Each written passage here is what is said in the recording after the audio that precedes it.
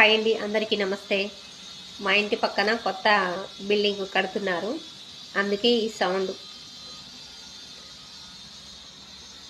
తల్లిదండ్రులు పిల్లల్ని కని పెంచి పెద్ద చేసి ఒక ప్రయోజకుల్ని చేసిన తర్వాత ఆ తల్లిదండ్రుల్ని పట్టించుకోకుండా ఒక దిక్కులేని వాళ్ళగా వదిలేస్తే, ఆ తల్లిదండ్రుల్ని పిల్లలు వదిలేస్తే ఆ తల్లిదండ్రులకి ఎంత బాధ ఉంటుందండి.